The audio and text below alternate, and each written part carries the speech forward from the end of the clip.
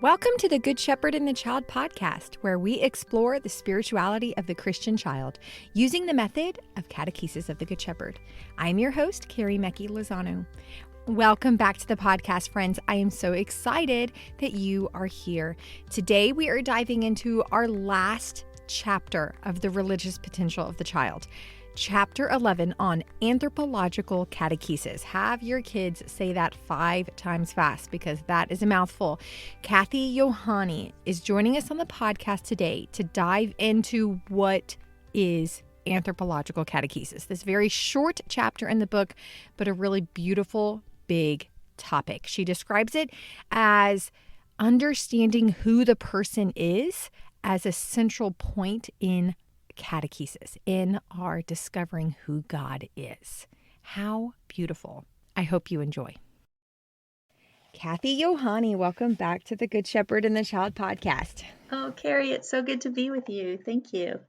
I'm so happy to have you back, especially for this chapter. But before we get into that, could you please tell us who you are and how you got involved in catechesis of the Good Shepherd?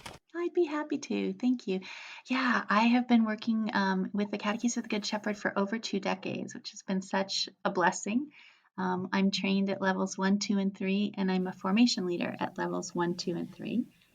I was blessed to do this work in a Montessori school, and I have Montessori elementary training.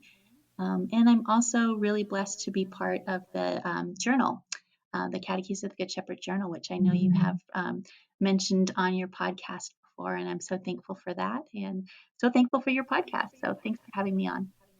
Yeah, it's always fun to get to talk to people like you. I recently was flipping through a bunch of the journals and I caught your name in many of the articles, so that's really neat.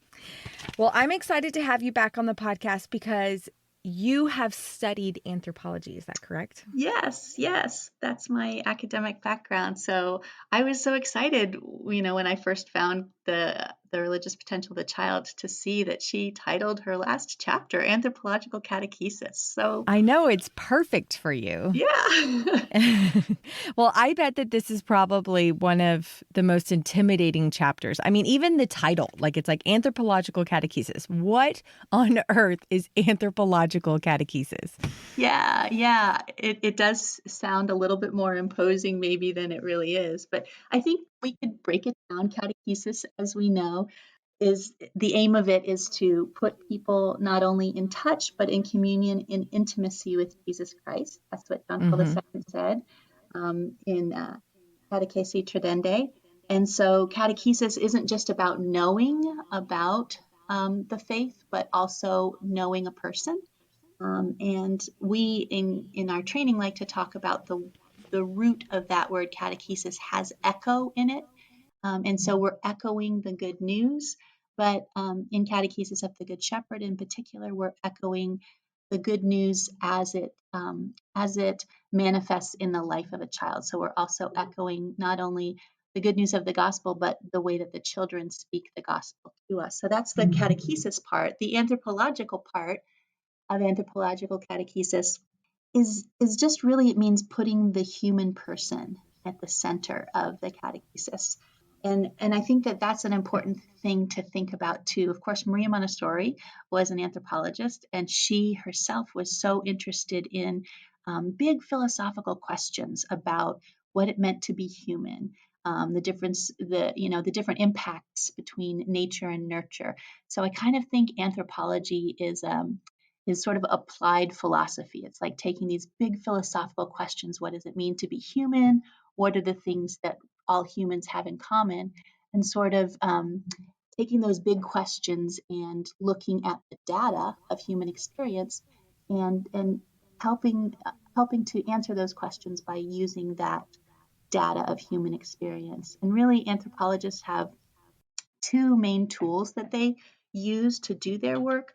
One is cross-cultural comparison. And Sophia in this chapter writes about that. She writes about as the catechesis emerged, they found that in all different places, in different cultures, and different socioeconomic backgrounds, there were certain themes that the child in all of these different situations responded with joy to. And so So she herself in this very chapter shows that she is using that anthropological tool of cross-cultural comparison. Mm-hmm. And so I think that that's a part of the anthropological catechesis. I think the other tool that anthropologists use is participant observation. So if you think of an anthropologist, like they go off for 2 years and live among a certain group of people, and then they write up their research, but they've really lived among the people and tried to understand from that internal perspective. And I just think that's what Sophia's been calling us to do in this book, is to walk with the children, to accompany the children. Even the title of Gianna's book, Listening to God with Children, we place Mm-hmm. ourselves, in the community with the child, not above the child, not as a master, not as a teacher, but just as a fellow human and as a soul walking along a path to the divine. So I feel like participant observation is again our heritage as catechists. We read the 32 points of the catechesis, and there's so much in there about the catechist's task is to observe, and how important that is, that we're observing the child. So in some ways, I feel as though the work that we're doing already is embodying sort of the best of that discipline of anthropology. And I just thought that was really interesting in thinking about what she might mean by anthropological catechesis. Mm-hmm. I think she goes a little deeper, though, because she's sort of critiquing some different strains within that she sees in the catechetical world at the time in which she's writing this. So, Right. Right. Yeah, she talks about that there's a crisis of incarnation in regards to catechesis on page 135. yeah, that's pretty strong language, I thought. It really is. A crisis of incarnation. Wow. Yeah. So, yeah, I'm so glad you brought that up because that really struck me, this crisis of incarnation. Um, Yeah, she talks about an older approach that was disincarnate. And I think she was referring to sort of um, a more academic formulation where faith is handed on as abstract propositions. And maybe in that model, the person being catechized is invited to listen and accept and maybe even memorize truths that have already been pre-digested for him or her. Um, and she talks about that as on page 135, she says, catechesis supplied a carefully delineated survey of truths, yet it did not inflame life. And so I think her hope, and our hope too as catechists in this, is that we really inflame life, that this isn't just a head knowledge, but connecting the head and the heart and the hand. And she spends so much of this whole book talking about ways to avoid the pitfalls of that disincarnate approach, not to immobilize, not to resort to definitions that immobilize the understanding, and just to really realize we're working with a mystery here. And so that's why she proposes Jesus's pedagogy, the parable method, and also the church's pedagogy, the liturgical method, the method of signs. And so I think she's telling us that, here are some good ways to combat that disincarnate approach. So, but yes, so much wisdom there. She's writing this, I think, in the late 1970s originally, and she talks there about this idea of a vague divine being. It's not God who's being denied, but it's Jesus and his incarnation that's being denied. And I just think that maybe if she were around today, she would see that, she was almost prophetic, that it's become so much more acute, this crisis that she writes about, that our Christianity is kind of watered down. Right. I thought the same thing. I was thinking that the crisis in 1970s that she was talking about, man, what would she think about today if she felt that it was such a crisis then? Yeah. Yeah. Today, sociologists have done like surveys of religious belief in our country in particular, and they say that a lot of people have kind of watered down their religious belief, and it's this sort of moralistic therapeutic deism. And I feel like that's exactly what she was describing here, this deism, this sort of distant God. And there's this distant God, but he wants us to be good. That's the moralistic part of it. And if we are, then we'll feel good. And that's the therapeutic part of it. And that is so different from what Sophia invites us to, from what the catechesis invites us to, really encounter a person, and inflame life. Like your whole life can be changed by an encounter with the person of the Good Shepherd. And as you grow, he walks with you. So different than this sort of disincarnate approach that we see in our world today. So yeah, it's interesting to think about what she would say if she were here Right. today, for sure. Well, this chapter, even though it is very short, and it is one of those chapters that I feel like you have to read a few times because it's deep. Yeah. It's deep. There are so many things in here that I have highlighted a lot, which, just like we say with the whole book. But there are a few quotes that Sophia has that are just really profound that we could sit and just have a whole episode just talking on about it. Yeah. And I know you liked this one too. It's on page 139. She says, "A negative human situation is not adequate reason to resign ourselves to a failure in the realm of catechesis, but rather it becomes an exceedingly valid motive for trying to make catechesis a living encounter of love with God through Christ." Yeah, that living encounter. Yes, that's such a beautiful quote. And it is sort of a rallying cry, isn't it, for us as catechists? And maybe, Mm-hmm. Carrie, you've had experiences too of working with children who, even at young ages, have had negative life experiences or some kind of a trauma in their life. And just Sophia's assuring us here that that there are no barriers that the Lord can't breach, that,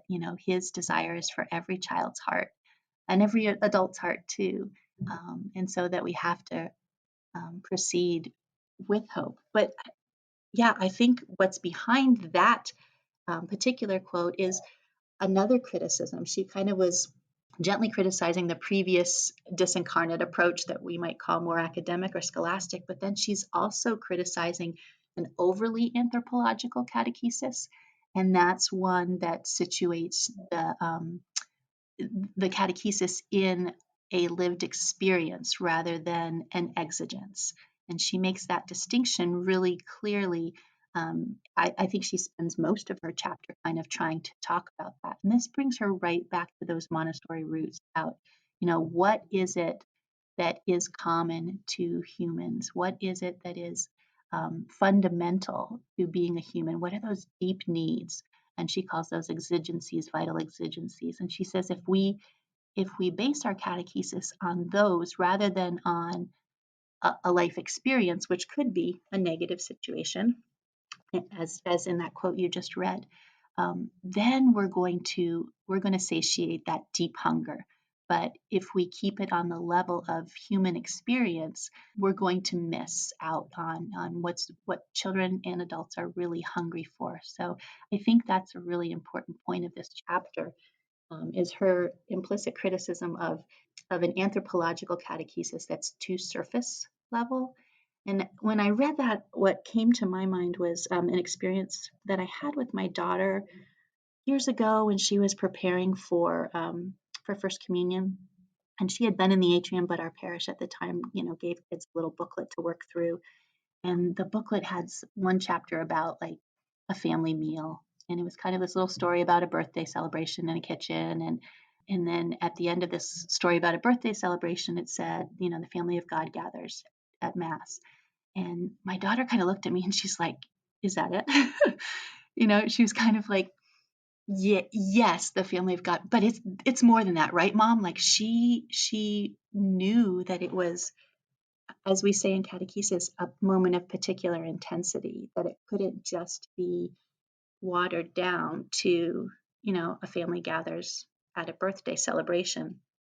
Sophia kind of is sort of asking these rhetorical questions like, if you're going to situate catechesis in experience, can't we also include the religious experience, which is this moment of particular intensity?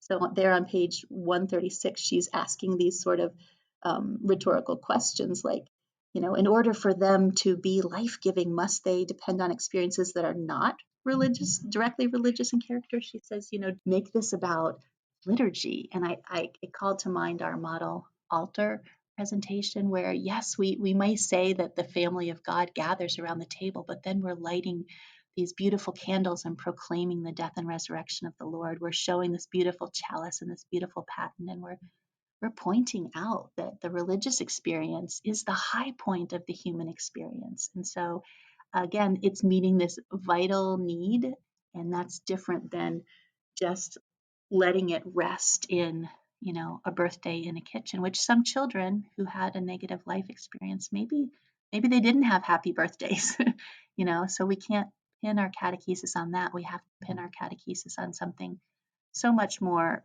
sturdy, which is Christ and his church. Mm-hmm.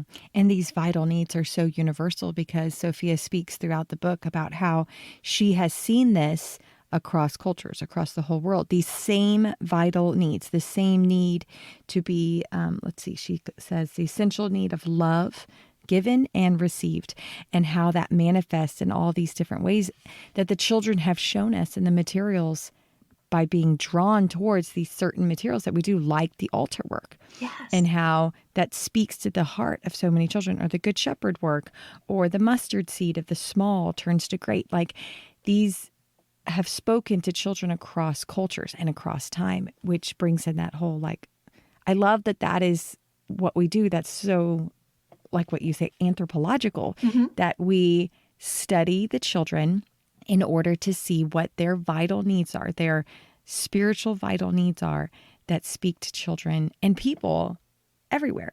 Yeah. Always. And Carrie, I know you worked in Haiti, right? So you've had, and now you're in Texas, so you've had some of this cross-cultural experience yourself, right? You've probably seen this. Right. Yeah. The children are very drawn, the children are drawn to the same materials in Haiti that they are drawn to here in Texas. It speaks to these vital needs of I am loved, I am seen, that we, even as adults, we just get so distracted by all the details. But it's really beautiful to see how universal it all is, all these catechetical vital needs that Sophia speaks about in this chapter. Yeah, and then in some ways, I feel like this chapter is like a catechist's examination of conscience, kind of, because then as I read this chapter, her final chapter, I'm like, okay, so how closely am I sticking to those themes that you just articulated, that she says in this chapter on page 137 and 138? How essential am I being? We know that information, we always call ourselves back to the essential, right? Am I really doing that? Am I sticking to these beautiful themes that unfold, and there's so much that comes out of them, but you always have to return to that core, proclaim faithfully that core, and then just follow the child's vital needs there. So yeah, so much to call us to, so much wisdom in this very short little chapter. Right. So then on page 140, there's another quote that I love it because you and I highlighted the same things. So on page 140, she says, a mode of presentation that precludes the catechist from making direct links seems to allow room for a greater range of application because any specific reference is limiting. Furthermore, it seems to us more respectful of the child to avoid directly touching those personal, affective chords that should not be touched, or that the child might rightly want to remain private. Cathy, would you speak into that a little bit more? Yeah. Wow, that again is like a catechist's examination of conscience. Have I respected the privacy of the children? Sometimes when we're giving a presentation and in the back of our minds, we know the doctrinal content, we can see all these different ways that this, this scripture could lead us. We have to hold ourselves back from rushing the child, or forcing them to a place of moral self-reference, or to whatever it is that we want them to get out of it. We have to kind of follow their pacing on it. And I just feel like she, in her characteristic beautiful language, is letting us know that we have to avoid directly touching on those personal affective chords. There sometimes are children who can talk about, especially moral things, with reference to the parable that you're reading, or with reference to other people, but they're not yet able to turn it towards themselves. And we just have to be so gentle in accompanying them on that journey, and sensing when they're when they are ready for that, and supporting them, but not pushing just because we want to, move on to do another presentation with another child. Or we're aware of the time. We have to just let the Holy Spirit work within the child. And that's a tricky thing to do, I think, as an adult, because our culture is so efficient and time conscious. So yeah, I loved that quote. I will say that this year, we just recently had our Pentecost celebration. And so the children, they choose a gift of the Holy Spirit that they most desire in their life at this moment. And I knew never to ask myself, why did we choose that gift? That seems very much that intrusiveness that Sophia is warning us against. But as we were reflecting afterwards, the children spontaneously started sharing. Someone said, "Oh, I chose fortitude because I have anger issues and I need strength to be able to control myself when I get angry." And I just remember looking at my co-teacher and just with a look of astonishment that the children were so first of all mature and self-aware, but also I think that they felt they trusted our community by this point, so that they could share those things, that we hadn't pushed them too quickly into areas that were private, and they were really they felt as though they could have confidence in sharing who they were at a very deep level. And so I was just really grateful for that. What a gift that you were able to see what's underneath the surface there. We did so as catechists, we very rarely get to see that. Yes, yes. So it was this beautiful glimpse. But I think, as you said, it gets back to that vital need of belonging. I think, Hmm. you named it. I think children and adults need to feel seen and heard, and they need to know that they belong. Um, I'm thinking of a particular child who was somewhat defiant and untethered at the beginning of the catechetical year. And really slowly, we were able to reach her at a more profound level. And she began to relax and to trust, um, and to find her particular place in the atrium. And, how did we help her to do that? Just through the regular presentations that we would have offered any other child. And also through the respect and the interest and the friendship that we showed her as an individual, um, and the invitation again that we extended to every child to plan, and to lead prayer and to be part of that. So just the slow life and work of the atrium over several months, it answers this profound vital need within children. And she began to relax and open up and make really good work choices and find her place. So it's that Mm. belonging that you named before that's really important. I love that. I love that she found that in the atrium, which means that she associates that feeling with God. I Yeah, love it. I yeah. love it. Well, before we finish, there's another quote that Sophia has right at the end of the chapter, which, almost highlights it just by her placement of it. She says at the very end, "In some manner, we provide the instruments that the child must use by herself. We follow a method that responds to the child's unspoken request. Help me to do it by myself." I love this. Ones we always say, "Help me to do this by myself," that Montessori Mm-hmm. echo. But I love this because we are teaching the children how to seek God themselves. Yes. Yeah, Carrie, I love that. I thought it was such an honest and a fitting conclusion to the chapter. Honest because really she's saying, we provide the instruments that the child must use for herself, by herself. It's showing the limit of like we're doing all this work and we're hoping and we're walking with the children, but um, there's a limit to what we can do. Um, and I think that ties again to anthropological catechesis, because a really important aspect of the human person, which is at the center of anthropological catechesis, a really important aspect is freedom, right? God gave us free will. And so to me, this quote is really an acknowledgement of the ultimate freedom and destiny of the children that we're serving in the atrium. Um, So recently, a priest friend of mine said, "Hey, you might like this book. It's called The Risk of Education."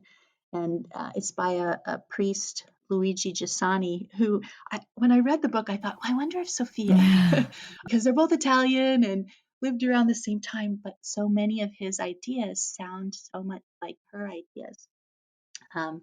And he worked with older children, with youth more, but he has this beautiful way of putting it. He says we have to stop on the threshold of the mystery of the freedom of the child. And I just thought that's kind of what Sophia's saying, that we stop on the threshold of the mystery of the freedom of the child, because the child has an origin apart from us and a destiny apart from us. And just, how different is it when we look at the children as souls rather than as, a project to be managed, or the child a task to be managed for us. I think Sophia really here is calling us to understand that the children have a life and a destiny outside of our atrium, and that destiny is with the Good Shepherd himself. And so our job is just to be the matchmaker, to connect the child with the Good Shepherd, who loves the child so very much, and so much better than we ever could. So that last quote that you read there just really spoke to me to let us know that the goal is to equip the child for an independent but beautiful faith life that's oriented towards Jesus and towards his church, towards the community as well. So so much goodness in this little short chapter. I know. And I hope that people will be less likely to skip over the chapter based off of the intimidating title now after listening to this, because there is a lot of good. There's a lot highlighted in this chapter. Yes. Like I said, that we could sit and just talk about this one quote here and this one quote there. And I agree that I think it is such a gut check for us as adults with children in our lives, where our place is as next to the child, but also as an intense observer of the child and their relationship with God, and how that could be a guide to us as well. So this is a good chapter. Definitely worth a read, or 2 or 3, however many times it takes you to really absorb the density. So yes, it's so good. It's such a gem here at the end of her book. Well, thank you, Cathy. Thank you so much for sharing your wisdom with us and your experience as an anthropologist. Thank you so much for sharing that. Oh, it's been my pleasure, Carrie. It's so good to talk with you. Always great to talk to you too, Cathy. Thank you all for listening to this week's episode of the Good Shepherd and the Child podcast. Remember that we have a list on our website that has which chapters of our different catechesis of the Good Shepherd books, like The Religious Potential of the Child, which chapters correspond with different episodes that we have done on the podcast. And this is to help you do different book studies with your friends, with fellow parents, with fellow grandparents, with fellow catechists, by yourself. This is just to aid your discussion, aid your studying of this beautiful work and what the children have shown us about who God is and what God has shown us about who the children are. We also have some study questions with the religious potential of the child, so you can check all of those out. I have links in our show notes. And if you need a copy of the religious potential of the child, we have a 3rd edition, the most updated edition that Sophia did before she passed away. We have those in our store, so I have a link to that in our show notes as well. This week, we are lifting up our benefactor member, the catechist's husband. He would like to remind everyone to start looking towards the items that you need for your atria for the fall now, giving your vendors as much time as possible to get you what you need before the new year. If you go on the catechist's husband's website, he makes beautiful materials for our atria, beautiful different woodworks that are sometimes can be the harder things to make or have access to. So go check out his website and make sure that you give your vendors plenty of time to get you what you need. This podcast is sponsored by the United States Association of Catechesis of the Good Shepherd. We would like to thank all the members because you are making this podcast possible. If you would like to know more about Catechesis of the Good Shepherd or to become a member, please go to cgsusa.org. Thank you all for listening this week. We will see you in 2 weeks. Go and fall more deeply in love with God.